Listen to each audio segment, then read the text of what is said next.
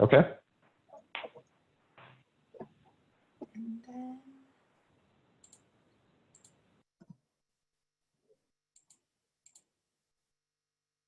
folks are joining us now. We're gonna let folks roll in and we will kick things off in a moment. Excellent.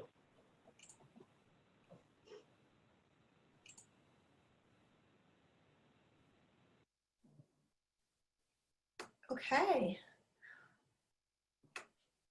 Welcome everybody to our webinar on social emotional competencies, what they are and how to assess and address them. This is part one in a series, which you'll hear a little bit more about. And today's focus is social awareness. I wanted to start by giving a brief orientation to the Zoom tool that we're using. Everybody will be muted throughout the webinar, but we are would love to hear from you. And you can use the chat function. If you hover towards the bottom of your screen, you'll see a bar of options and you'll see the chat function, and would invite you to chat messages in there. And as we're getting things started now, we'd love to invite everybody to introduce yourself, say who you are and where you're from. We'd love to start to see that rolling in the chat window.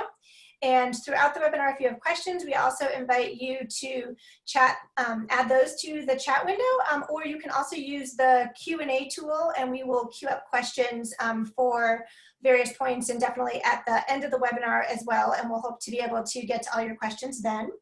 I would love to introduce our speakers today. We have Clark McKown, founder and president at xSEL Labs. And we have Paul Bauer. He is the Director of Instructional Services at Traverse Bay Area Intermediate School District in Traverse City, Michigan. And I'm going to hand it over to Paul to kick things off. Thanks, Nova. Good afternoon, everyone. I'm setting the stage for the conversation that we're going to have today.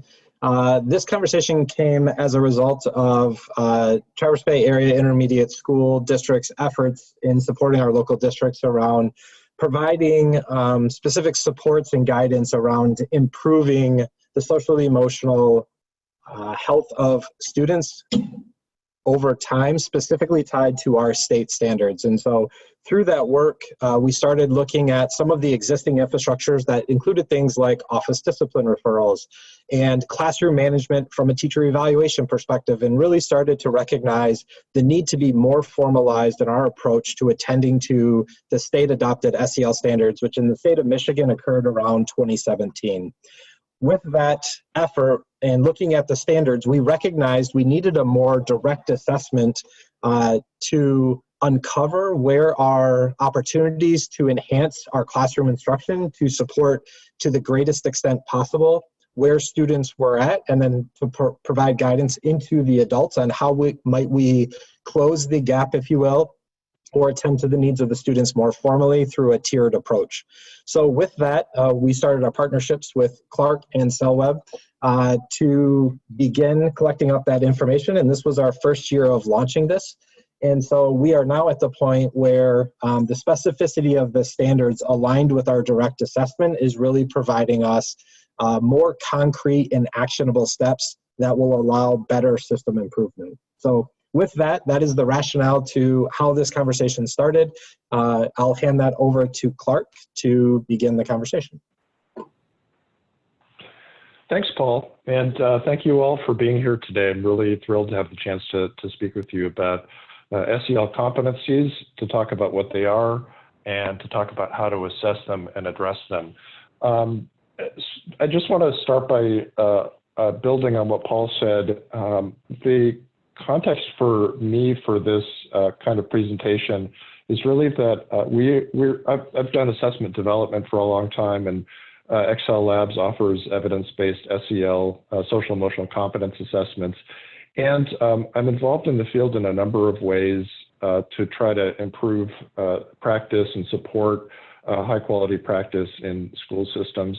And one of the threads of conversation that's really kind of alive and strong today is the real need to connect what competencies are in state standards, the competencies that state standards say kids should know and be able to demonstrate at different ages, to connect what's in the standards to what it is we assess and how it is we teach to promote the development of those competencies.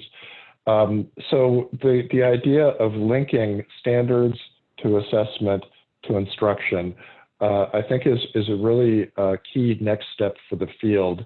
And so I'm thrilled to be able to speak with you today to focus on one specific competence in the Michigan standards.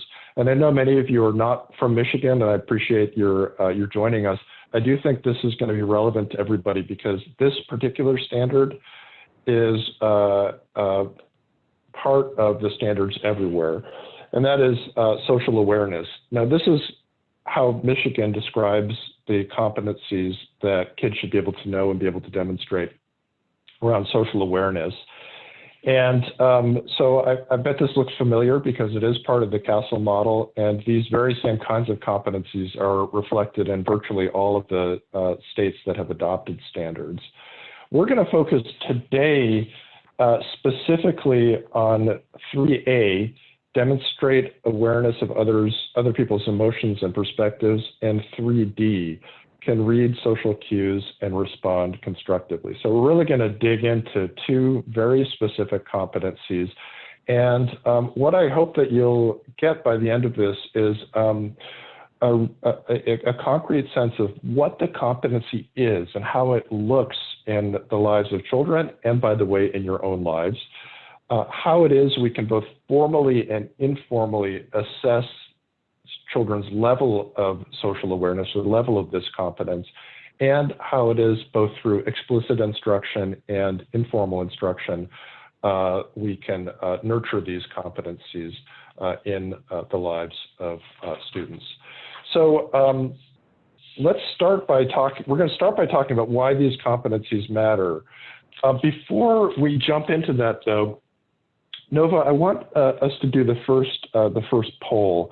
We'd like to find out a little bit about you, and specifically, we'd like to find out how you're spending your SEL energy. So take a moment to answer this question. In your efforts to improve your school's SEL work, which area are you currently focused on most? So select one of these. We recognize that you're probably focused on more than one, but which is the most prominent focus of your efforts to support SEL? Great, and while we're getting those responses rolling in, I just wanted to answer one question that we've had so far, which is, is this presentation being recorded? And the answer is yes, the presentation is being recorded, and we will share out an archived version of this presentation as well as a copy of the slides after we conclude today. And I think we've got a lot of folks answering. I think we're wrapping it up. So we're going to end the poll, and there we go, and share the results. So it looks like teaching and learning SEL instruction was definitely a strong focus area for many, followed right behind by professional learning, but also others in some of the other areas as well. Hand it back to you. Excellent. Okay, excellent. So that's really helpful. So we'll be focusing on one area that I think is going to be really part of that major emphasis, which is the teaching and learning piece. And another piece that looks like it's less familiar and less of an emphasis to folks, which is the assessment part. But really, it's about how to link all of these efforts together. So let's talk about why social awareness matters. Because, you know, if we're not sort of rooted in the relevance and importance of the competence, it's going to be really hard to convince ourselves and our teams to focus on these things. So why does this matter? Well, at the most basic level, the ability to understand others is associated with positive outcomes such as peer acceptance, friendship, positive family relationships, academic success, and workplace success. This is not just a kind of speculative link. We have a lot of evidence that children's understanding of others, their ability to read others' emotions and take others' perspectives, for example, and read social cues, is associated with these positive outcomes. So it matters. And conversely, the kids who miss social cues tend to do worse on these kinds of outcome domains too. So that's the kind of broad brushstroke picture of why it matters, but that's broad brushstroke. Let's actually get into the weeds for a moment and talk about what social awareness looks like and do a play-by-play. In fact, I'm going to give you an exercise to do right now. Now, I want you to imagine for a moment that you were a fly in the wall at a preschool. And I want you to take a moment to look at what's happening in this very scenario. All right, take a moment to soak in the scene. I want you to look at this picture and tell yourself what is happening. So tell yourself the story of this scene. I'm going to pause for a few seconds.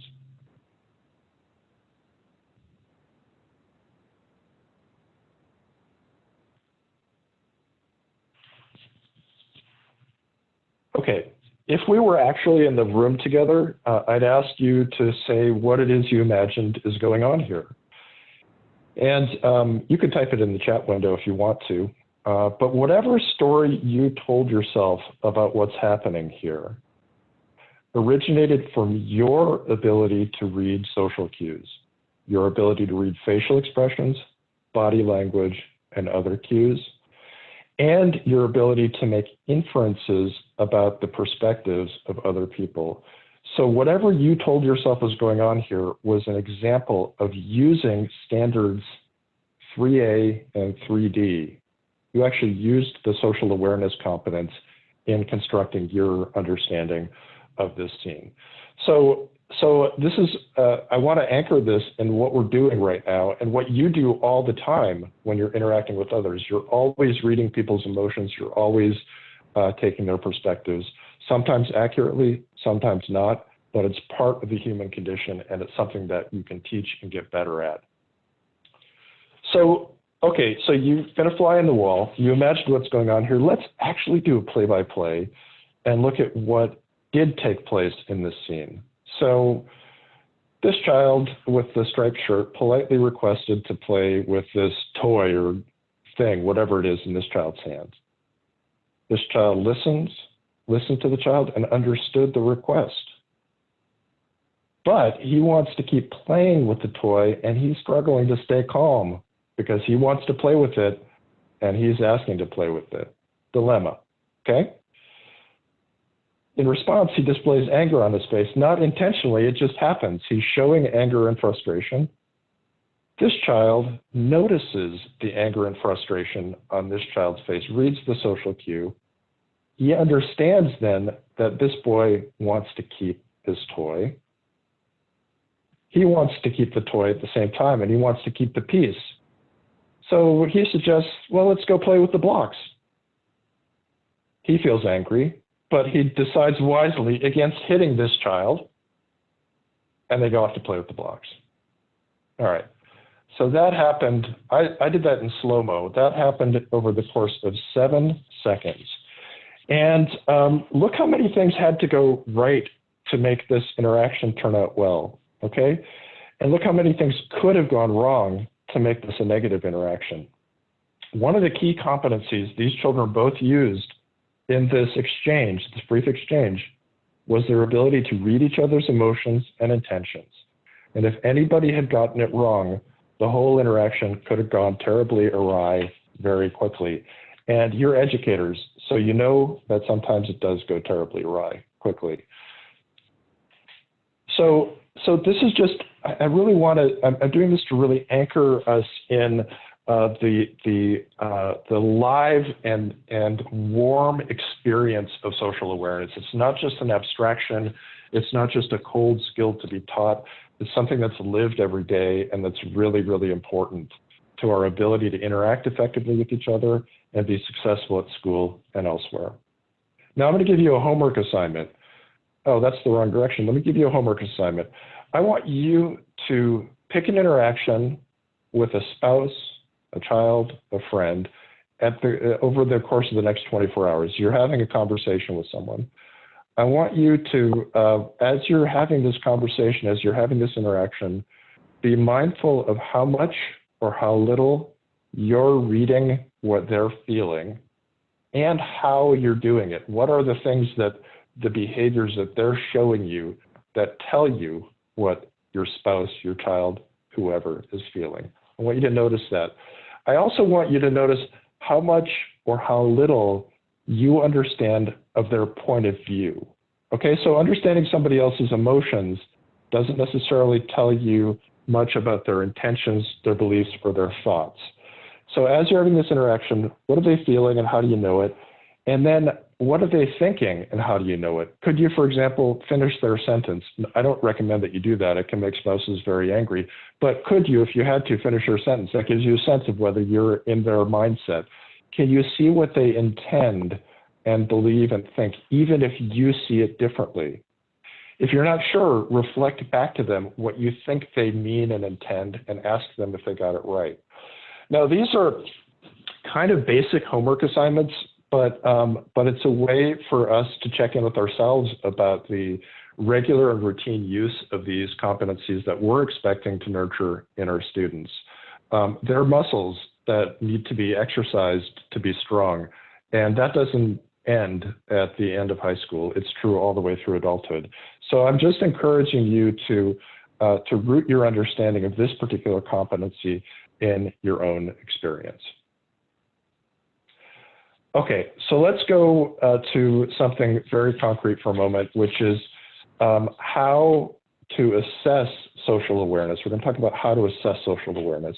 So stepping back into your role as an educator, we first want to ask you what you're doing currently to assess any social and emotional competence. So Nova, could you go ahead and launch the second poll, please?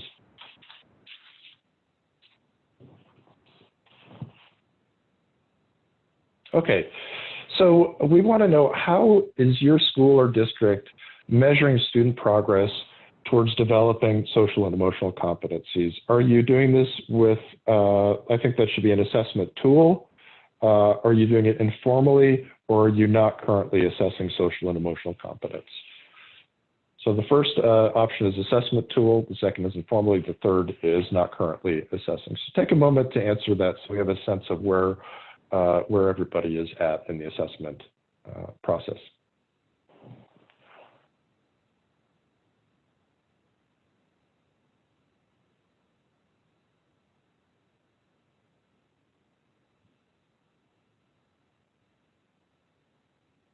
Okay, we'll go ahead and end the poll and share the results.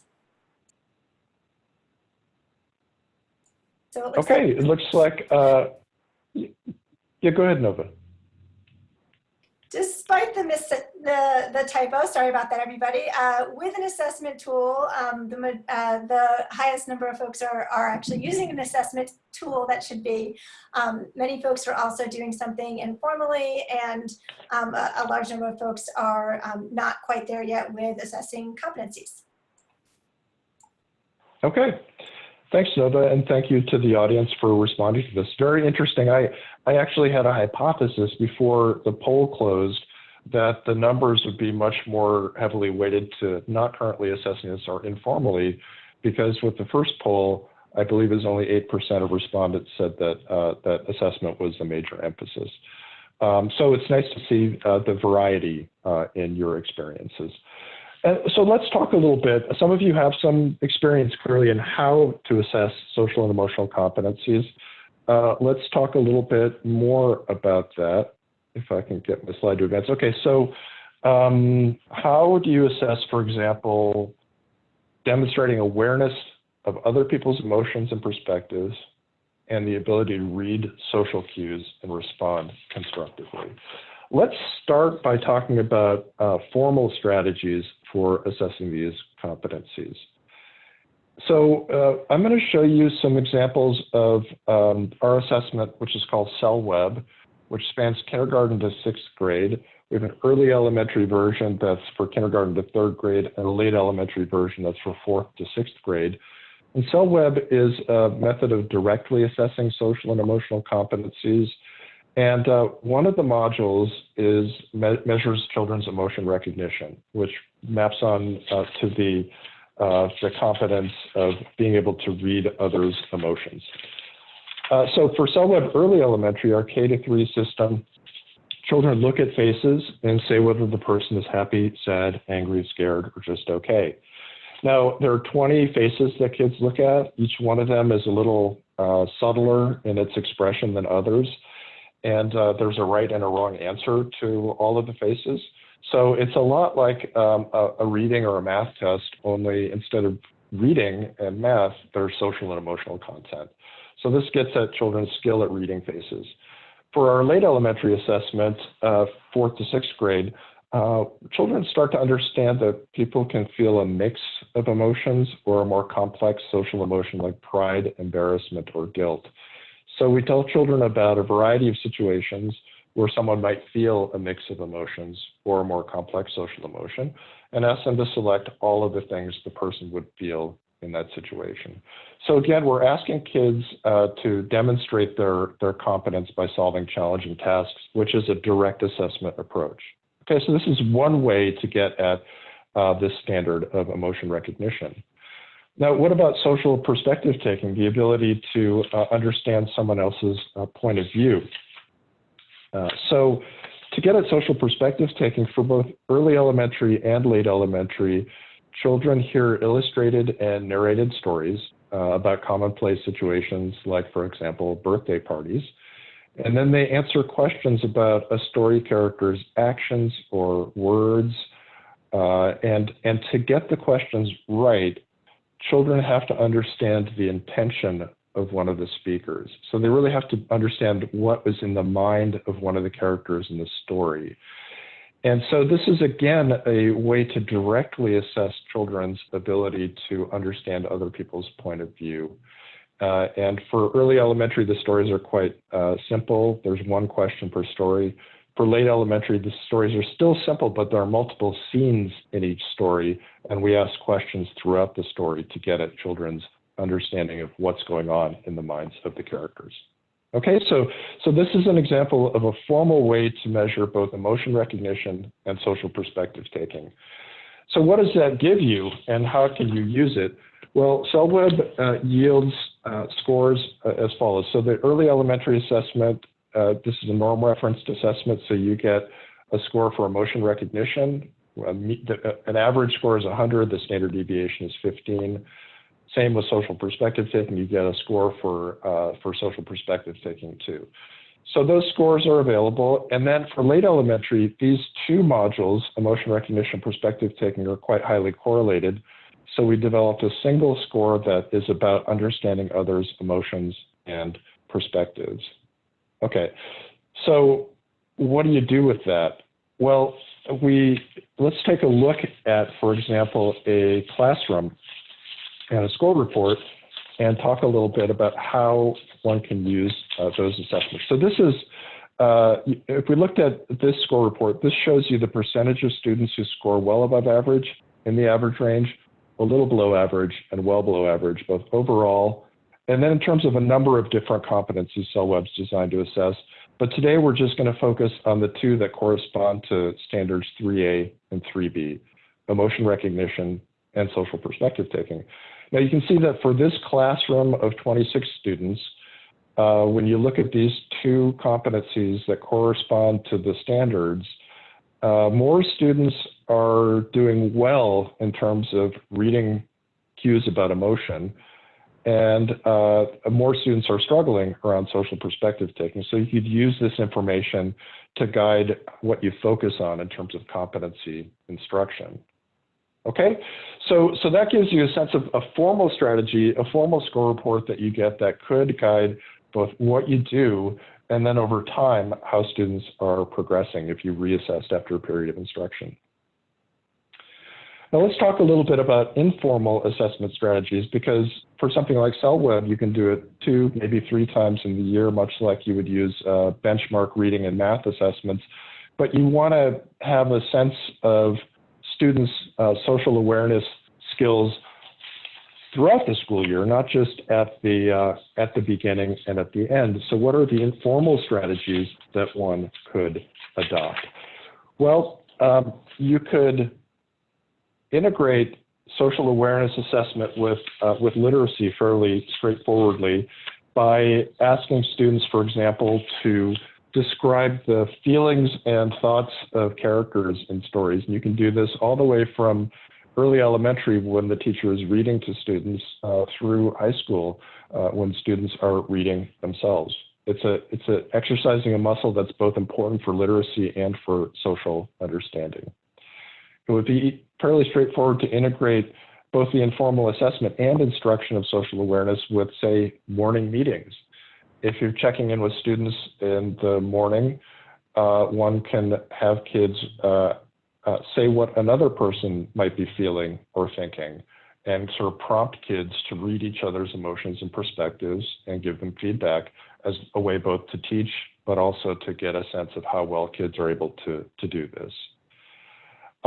Throughout the day, there are plenty of opportunities, especially in elementary school, but I really think all the way through high school to provide impromptu prompts to assess how well children understand others' feelings and thoughts.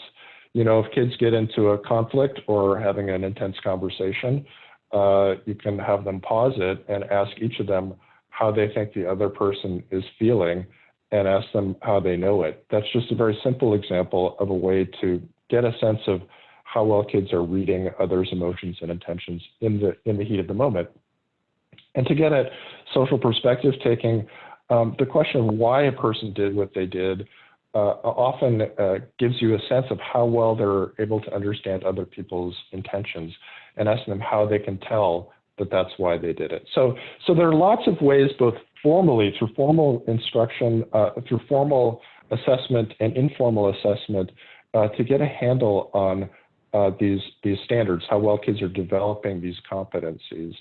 The formal assessment in some ways is easier because you administer tests, look at score.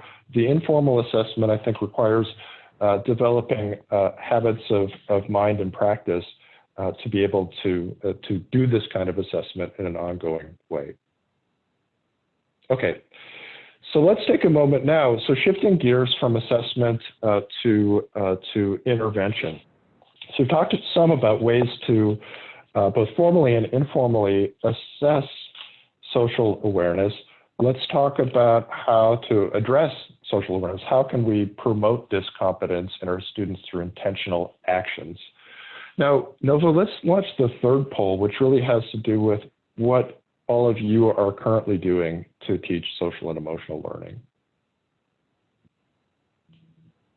Okay, so this third poll, we want to ask you, how is your school or district addressing student social and emotional competency development? Do you not have a formalized plan yet? Are you asking individuals to work on supporting student social and emotional competence? Do you have teams that are working together to plan how to address SEL competence, or do you have a school-wide system in place? So go ahead and take a moment to respond to this so we have a sense of where all of you are in your efforts to support student social and emotional competence.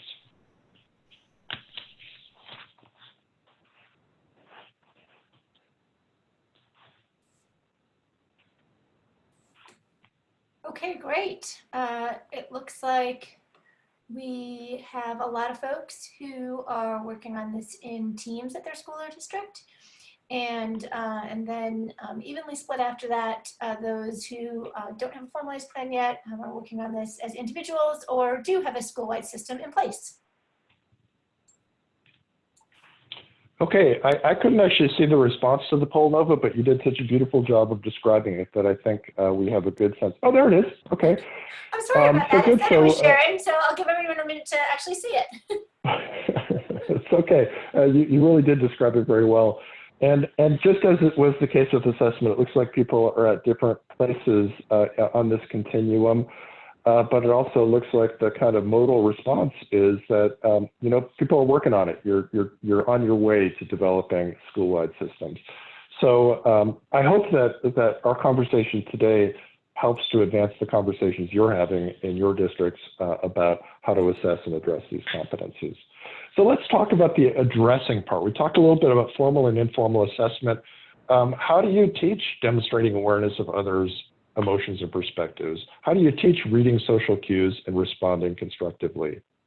Well, just as was the case with assessment, there are formal strategies. There's explicit instruction. And this is this shows the scope and sequence of one of the CASEL Select evidence-based SEL programs, which is called Second Step. And each line is one of the lessons in the second grade scope and sequence. Each column is one of the competencies that SELweb is designed to assess. Now, standards 3A and 3D are reflected in, remember, these two columns, emotion recognition and perspective taking. So these are really the lessons that focus the most directly on teaching the skills that are reflected in that state competency. We have this kind of program alignment for a variety of evidence-based SEL programs. Now, just to step back for a second, what I mean by an evidence-based SEL program is a program or curriculum where that's designed to support the explicit instruction of social emotional competencies, such as those in the Michigan State SEL standards.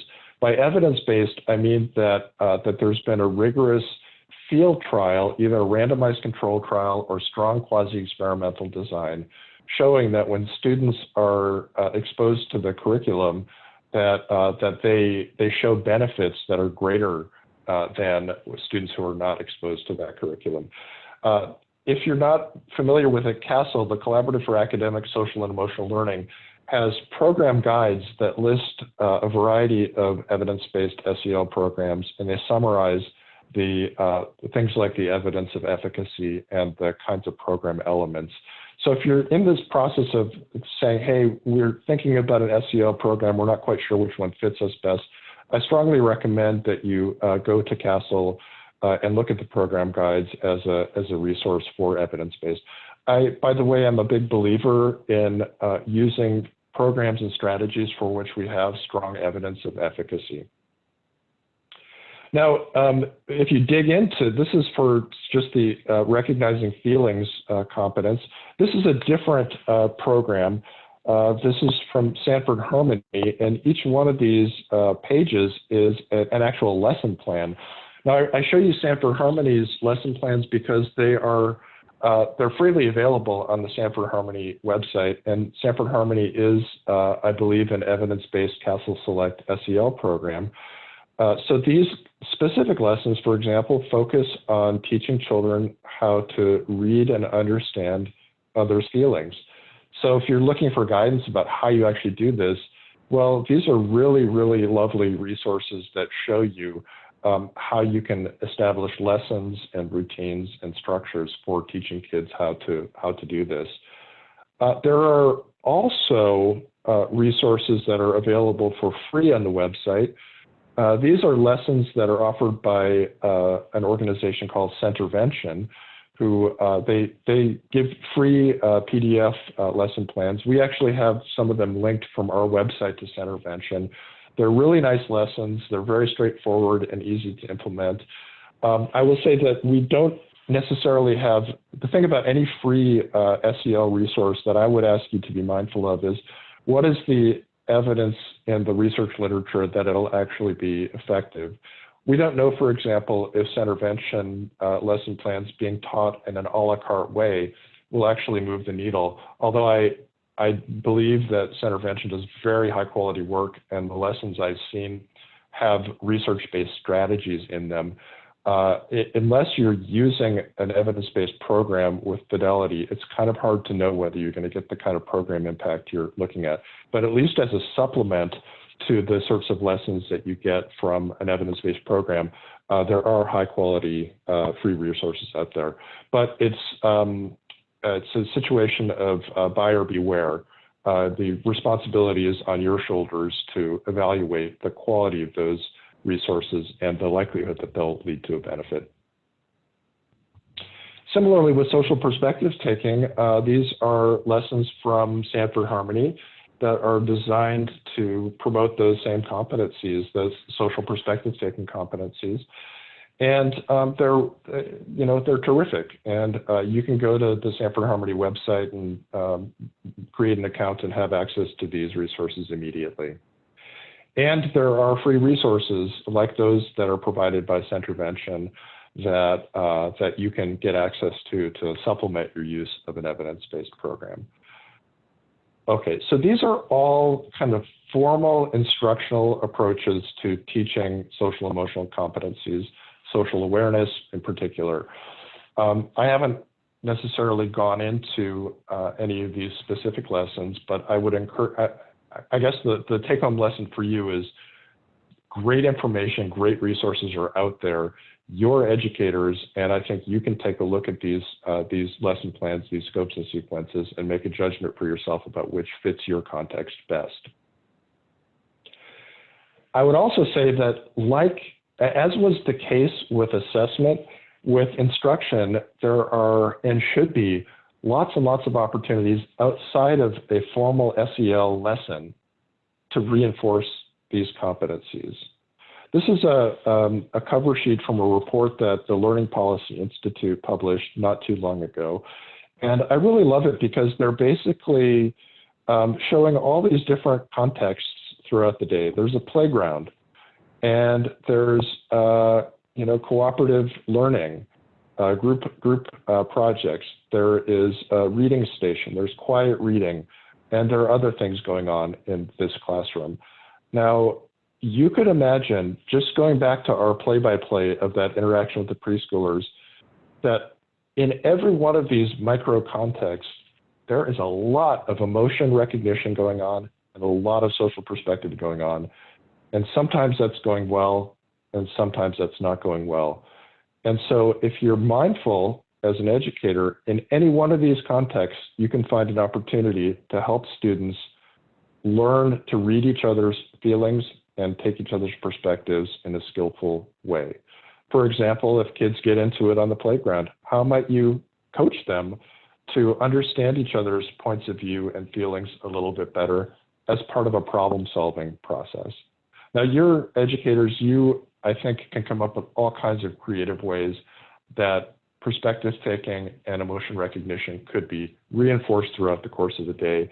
The major point here is that in addition to explicit instruction in the context of an evidence-based SEL program, there are plenty of opportunities to do informal instruction. And in fact, I bet you anything that the most effective and high impact SEL program pairs explicit and sequenced instruction with consistent reinforcement of competencies throughout the course of the school day. It's hard to imagine that 2 to 4 15-minute lessons a week would be enough to really teach kids these skills unless you give them a chance to exercise those muscles consistently. Well, what about for kids who need extra help? There are always going to be kids who might need more support than can be provided at sort of tier 1. Well, I think that this is I will say honestly, I think the field has not perfectly worked out how to support teaching social and emotional competencies at tier 2 and tier 3 in a way that's coordinated with tier 1. But I do believe that there are some programs that are particularly well suited to a tier 1 through tier 3 solution. The SSIS SEL program has really nice lessons that span the SEL competencies. They're very structured and behavioral in their approach. The teacher models the skill, gives kids a chance to try them and then practice them and then reinforce. So it is a sequenced instructional program along with a focus on particular skill instruction. And it's suitable for tier 1, tier 2, and tier 3. So here's an example where you can use an SEL program to guide tier 2 and tier 3 instruction, maybe alongside a different program, or use it at tier 1 all the way through tier 3.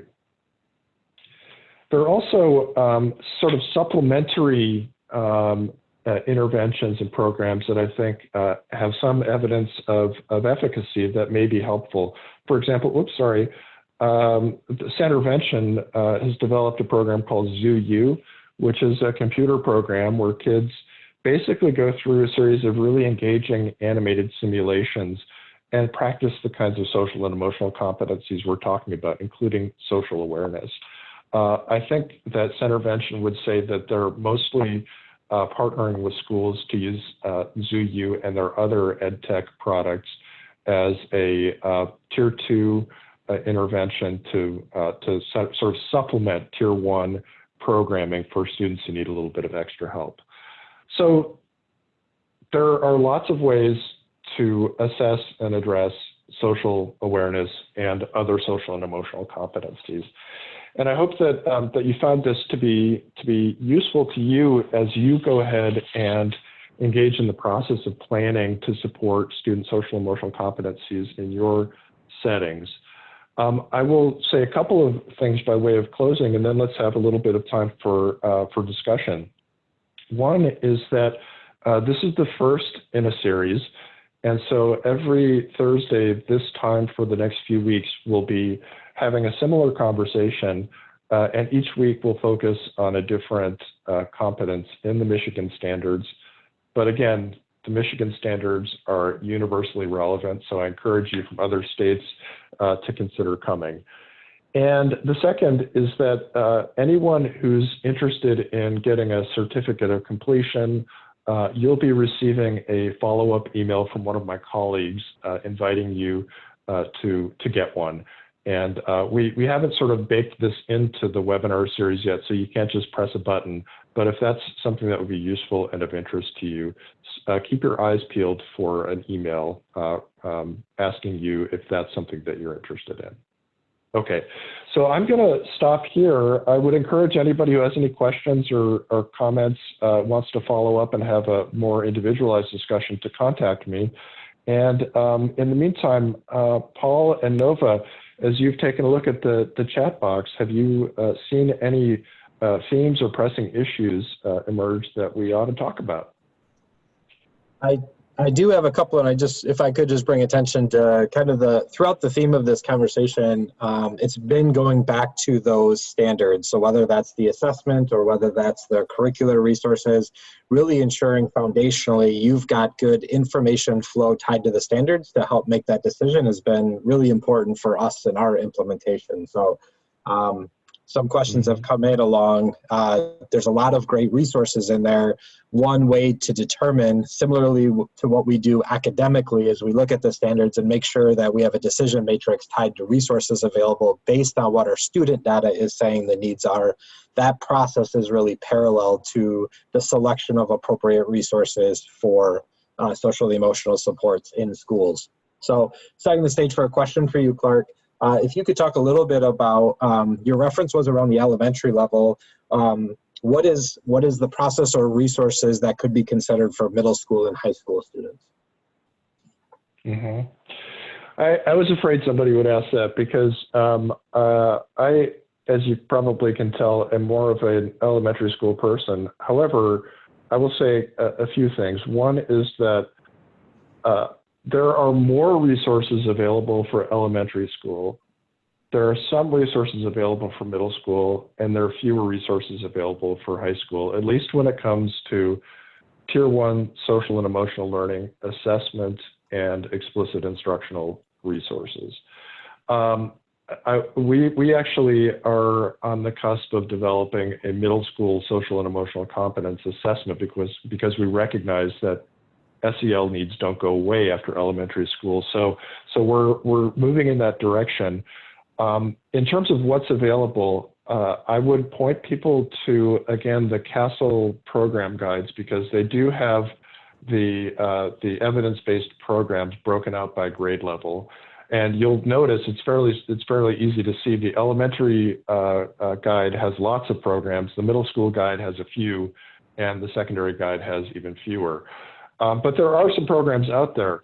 I would say that the other piece to bear in mind when it comes to the developmental differences between elementary, middle, and high school is that whereas elementary students, particularly in the younger end of the elementary range, are generally pretty enthusiastic and open to explicit instruction about these competencies. And the programs work when they're implemented really well. When you get to adolescence, middle school to some degree, and particularly high school, explicitly teaching students social and emotional skills can end up meeting with some resistance because students may feel patronized or condescended to. And there's a fellow at UT Austin, a faculty member named David Yeager, who's written about this. And he's said that he's reviewed the evidence, and the evidence suggests that in elementary school, programs that are well implemented work really well. Middle school, the effect sizes get a little smaller.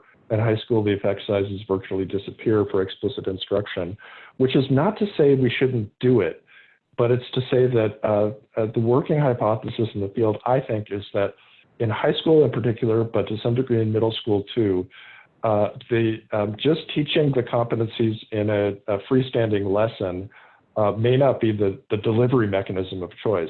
It may be more effective to have students engage in a meaningful activity that together, whatever that might be, and use that team activity, that group activity, as an occasion to coach students around how to be effective with one another. So there you're giving them social and emotional instruction in service to them accomplishing something that means something to them, which is, I think, much more well aligned with what we know about adolescent development, where adolescents need autonomy and respect and might feel talked down to with direct instruction. On the other hand, if you're supporting them to be successful in something that matters to them, there's a much wider window of opportunity to do that instruction. So I'm sorry to be long-winded about that, but that is my kind of read about the field from elementary through secondary school. We haven't got secondary all figured out, but I think there are some real opportunities to be creative about ways to support adolescent social and emotional development. And just another topic, Clark, if you don't mind spending a minute to discuss, which is what locally here we had some experiences where students that we thought would test high in the direct assessment of SELweb actually scored low, and some of our frequent ODR students, those students that generate a lot of office discipline referrals, actually tested really high. So do you mind just speaking on that topic a little bit of not always are the students we predict the ones that are have that gap and what that might be communicated? Absolutely. I mean, I think the latter case is, I'll start with first, which is a student who performs well on SELweb. They read the faces beautifully. They take perspectives well. We've got social problem solving and self-regulation modules too. They do well on those.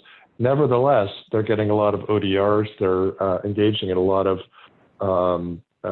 problem behaviors and maybe not engaging very frequently in socially skilled behaviors. I think that's important information about those kids because we see some kids who are like that, and others, it's a little bit more frequent to see kids who do poorly on SELweb and also either display low frequency skilled behaviors and or high frequency problem behaviors. So what's the difference between those two kinds of kids? The kid who does well on SELweb but has behavioral issues and the kid who does poorly on SELweb and has behavioral issues? Well, in my view, the sort of support you would give to each of those kids would be different. The child who does well on SELweb probably won't benefit from a lot of explicit instruction or direct instruction on how to read people, how to read the social cues, how to solve the social problems, how to self-regulate. They sort of know how to do that, but there is more of a behavioral issue at play. And so more behavioral strategies, contingency management, for example, may be at issue. Or other sources of stress and trauma may be triggering the child's behavior that don't have to do with a competency deficit, but have to do with other issues. So it helps you rule out a competency deficit as the source of those problems. Now, in the second case, children who don't do well necessarily on SELweb, but otherwise don't show any signs of problems.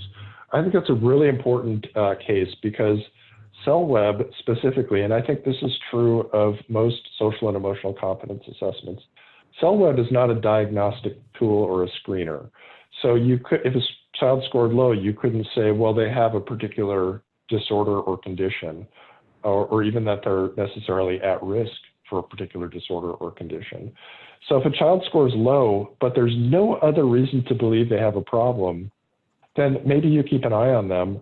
But I would not say that means that they have a challenge. It's kind of like, I'm a child clinical psychologist by training, and you know, all of the disorders in the DSM require not just that you have the symptoms of the disorder, but that the symptoms are interfering with daily functioning. Okay, so the analog here is that if a child scores low on SELweb, but they're not having any problems of daily functioning, then I would definitely not label them, diagnose them, place them in any kind of special service. I might keep an eye on them. But if there's no corroborating data to suggest there's a problem, it's possible they just had a bad day when they took the assessment. Just like a child could have a bad day when they take a reading assessment and that reading score doesn't actually reflect their level of competence. Thank you. And then one last one from my perspective, based on some of the comments, would be, do you mind just speaking on, from the data that was generated in the polls, it sounds like we have quite a few people across the nation here working in teams of teachers.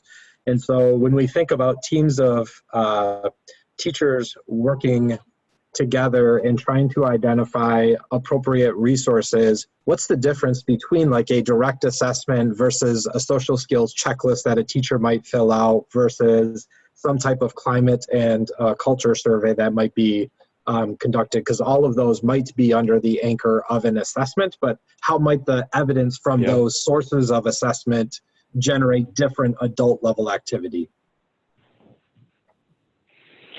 That's a big question. We could probably do a whole webinar on that question. But I guess to sort of hit the headlines first, I would say there are sort of two major considerations. One is, what is the tool that you're using designed to assess?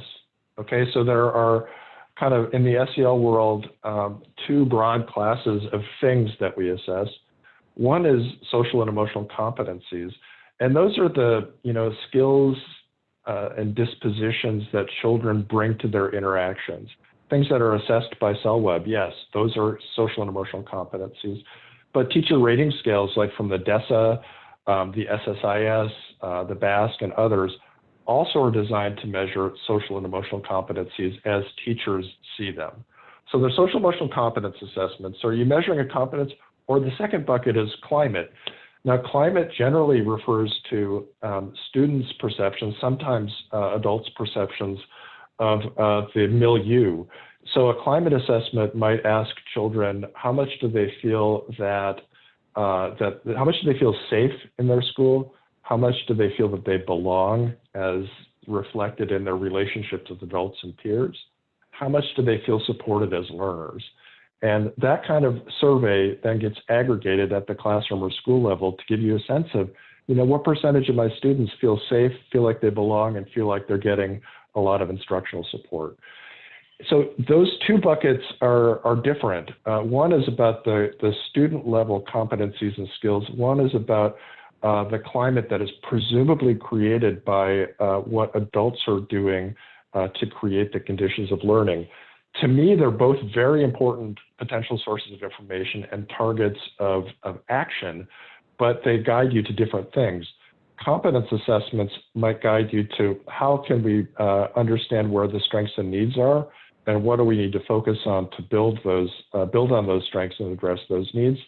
Climate assessments might help you focus on, okay, what are we doing as adults to help students feel safe, feel like they belong, feel like they're being supported as learners? Where are we doing well in that? Where are we not doing as well in that? What can we do to improve those conditions of learning? To me, it would be ideal if you measure both. And in fact, next year, we're going to be piloting and offering a brief student climate survey to go along with SELweb, so you can have both climate data and student competency data. Then just in terms of the different ways that competence can be measured, there are generally three approaches that are widely used. One is self-report surveys, where students see a number of statements about competencies. Like an example might be, I'm good at understanding what other people feel. Not at all true, a little true, pretty true, or very true. So students rate their own competency level. That's self-report. A second is teacher rating scales, where teachers fill out a questionnaire where there are a number of statements like, this child is good at knowing what other people feel. Never, sometimes, often, always. So you rate the frequency of the behaviors. And the third is direct assessment, which is kind of like what I showed you with SELweb, where kids have to show what they know by solving challenging tasks. Each of those methods of assessment has strengths and has needs, or has weaknesses. We could go on about that.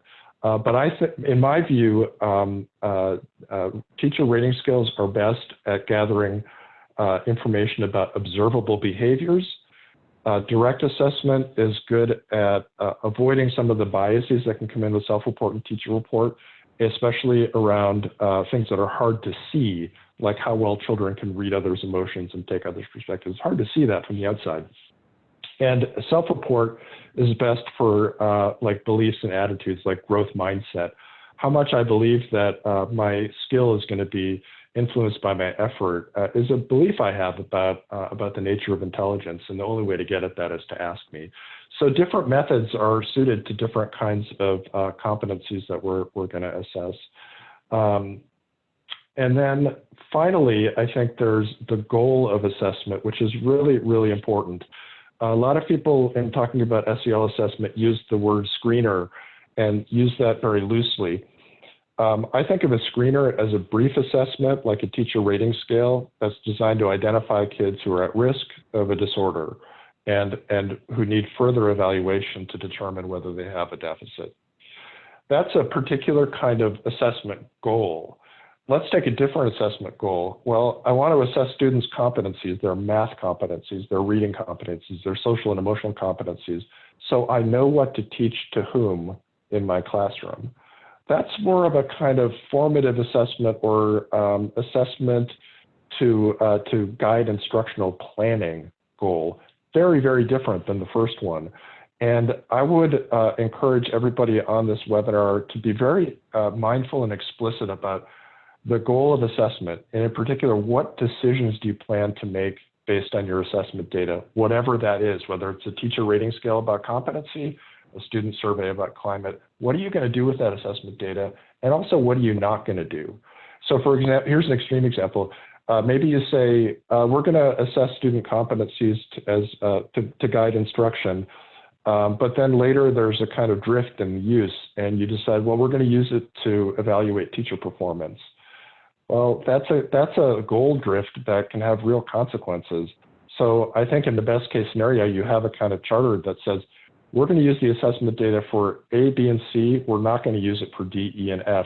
And everybody signs on to that so that you really know what these data are going to be used for. It really reduces the risk of potentially unproductive uses of the data. So again, that was probably more than you wanted, but those are some of the things that come to mind. Thank you. And I'm wondering, kind of looking at some of the people in participation, Clark, I'm wondering if we would have your permission. I've got a colleague on that created the SEL website that we use here locally, but I'm wondering if it would benefit other people that aren't connected here. So if I have your permission, I'll post that in the chat because I think it concretely helps reinforce a lot of the conversation today. Ryan Moss put this website together to help us in our 5-county area here really anchor the dialogue in the standards, the curriculum, and the instructional decisions need to be made.